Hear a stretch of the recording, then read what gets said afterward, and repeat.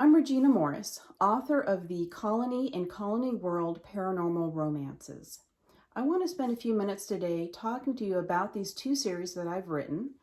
They're vampire paranormal romance stories, and I have some notes here so I don't forget anything. So sometimes I will be looking down to my notes. I want to talk to you about both of my series. I have the Colony series and the Colony World series, and my vampire stories, my vampires are a little different. They can actually alter their aged appearance based upon the amount of blood they consume. So if they are sated with blood, they'll appear young in their mid-20s, late or early 20s actually sometimes. And then if they are starving vampires, they will age. They'll gradually age and then eventually die if they don't get enough blood. And they will physically, their appearance will change. So in my world, vampires exist among humans, but humans do not know that they exist. And so a vampire will move into a neighborhood, they will appear young, they will sate themselves with blood, and then gradually they will alter their eating, and they'll grow older in front of their neighbor's eyes, unsuspecting eyes. They won't even notice. Then after 70 years or so, they'll move in when they're 20. After 70 years or so, they'll be 90. They'll fake their death and move on to a different neighborhood and do it repeatedly. And that's how they have been hidden among humans. I enjoy reading vampire stories, and I'm assuming you do too. That's why you've tuned in to my video. My favorite top three vampire authors out there, Carolyn Sparks with her Love at Stake series, and then Lindsay Sands with the Argenau series, and J.R. Ward, the Black Dagger Brotherhood. I love these three authors. They inspire me. I have all of their books. I enjoy them.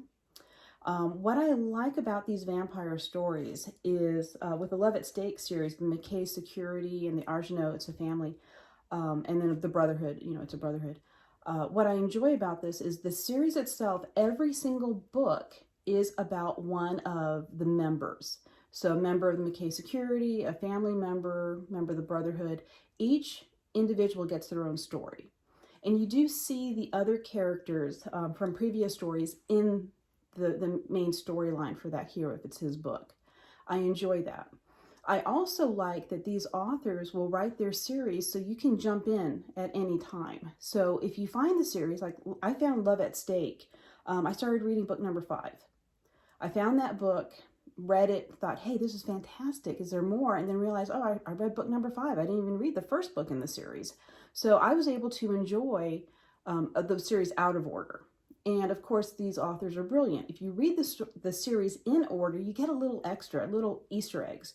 Something that might have been mentioned in book 1 comes to fruition in book 3. So you kind of see little things like that, which is really cool. Another thing that I like about these authors is they don't write cliffhangers. I hate cliffhangers. I'll never do it to my fans, never ever. They also have happily ever afters where everyone is happy. They don't write about violent relationships or rape scenes between the two, the main hero and heroine. They don't write something that isn't romantic. These characters aren't hitting the sheets on page 10. There's actually a build-up, and I like that. In these series, since I read them and I enjoy them, that's what I try to write in my Colony series. And I'm going to introduce you to my Colony. First off, let me go through the books. Book number 1 of the Colony is Eternal Service. This is about Raymond. He's the leader of the vampire group. Book number 2, United Service. This is his son, Sterling. Book number 3 is Sully's story. This is his sister, the aunt of this boy. And then book number 4, this is about William, and William has been in the other books, and he is well established. He's married with children. So I wrote a smaller novel as a backstory to fill his story in. He was actually turned vampire by one of the characters from the first 3 books. And then this one here is Daniel's story. And Daniel, it was turned by one of the members of one of the other earlier books. So you find out his story. Now, book number 6 did come out. I don't have a copy of it. I loaned it to someone. But that one is a turned vampire. The first book, Raymond, he turned the vampire in book number 6. So they all work together. And I really like that. You see the characters in the other books.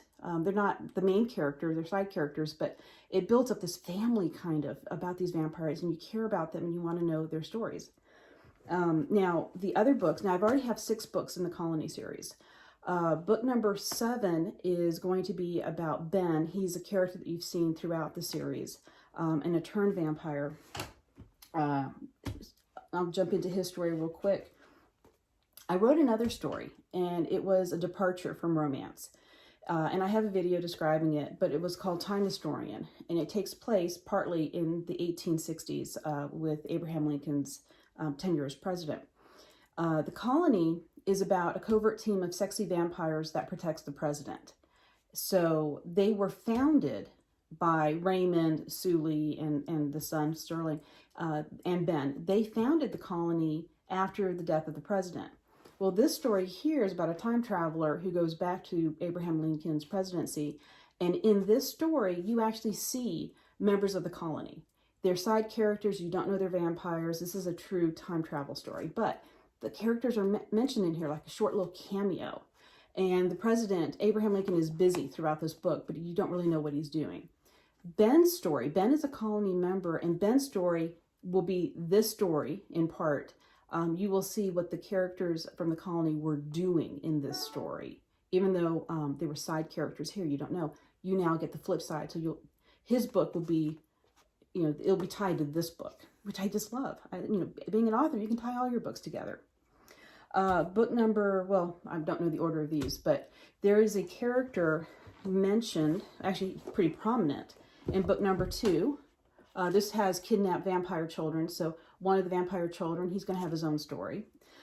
Throughout the book series so far, there's a character, Brandon. If you've read the books, you know who Brandon is.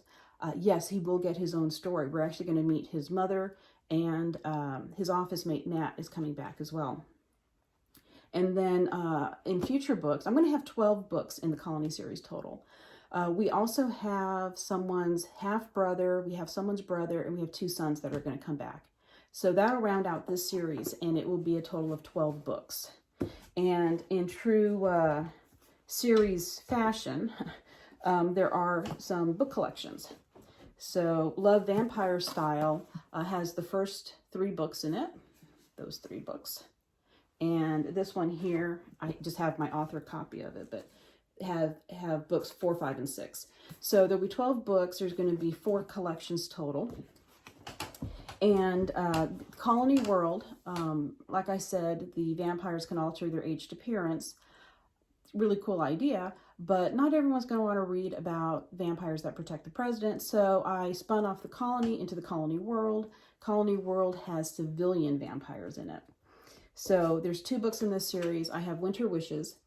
This book here, the main character, the hero in this story, is mentioned, but not by name, but he's mentioned in book number 2. He's best friends with Sterling, the hero in this story. In fact, in this story, Sammy's actually going to meet up with Sterling at a Christmas party and ends up falling in love with someone that Sterling knows. So that is the start of the Colony World. Then I have Destined Desire. I decided to branch out. If this is going to be a totally different series, I wanted these vampires to be in Europe. So Destined Desire follows the love of 2 vampires in Europe. And so these are not related to the Colony series at all. But there's a character in this book, the side character to the male lead. He's going to be featured in book 3. So again, you have this carrying over of characters. So you got introduced to Stefan in this book. Book 3, Captured Consort, is going to be his story. So again, I like to have stories that feature characters that you have already seen and are familiar with. All right. Something else that I really enjoy in stories is having an overall arcing theme or a story throughout the books. So in the Colony, this is where I'm doing the overall arcing. There is a family out there that personally are against the colony members. They have a vendetta against them. So we have this family, and in book number 1, you see what damage this family has done in this story. You're not really sure what happened, but you're at least introduced to some things that have gone on in the past. In book number 3, it is explained to you. This family is out to get the members of the colony. And the vendetta is really featured prominently in this story. So, and then in book number 5, Daniel is actually following a lead. He is trying to trace down a family member for this evil vampire family. In book number 8, I believe it's going to be 8, around 8, we are going to get closer to capturing the bad guys, the villain of this vampire family. And then by book 12, the end of the series, we will have this vampire family, they'll be vanquished. The colony will come, be the winner. So you have each individual story, but then you have this overall arcing theme that something's happening. And so that's going to be, if you read the book in order, that's the little Easter egg that you get. Another Easter egg is I really enjoy putting in a hook in one book. You see it in the other book. So in book number 2, something is hinted at. You don't see the actual event. It's mentioned in passing, so you don't really notice it a whole lot in book number 2. But in book number 5, it is completely explained. And then in book number 2, I think it was, something is mentioned, an incident is mentioned. You actually see the scene in book number 4. So what I really enjoy doing is putting in a little hook in one of the earlier books, and then you'll see it later. So another Easter egg. So if you're reading the books in series, book 1 through book 12, you will catch these little Easter eggs. Now, if you read them out of order, it's fine. Each of my books is standalone, so you'll enjoy the story without knowing this little Easter egg. But if you read in order, you'll get a little extra treat. So that is the colony and the colony world. Whoops, I just tilted the camera.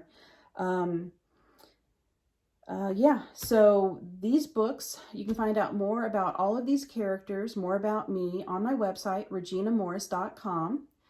Please watch a couple more videos and get to know my series. Thank you.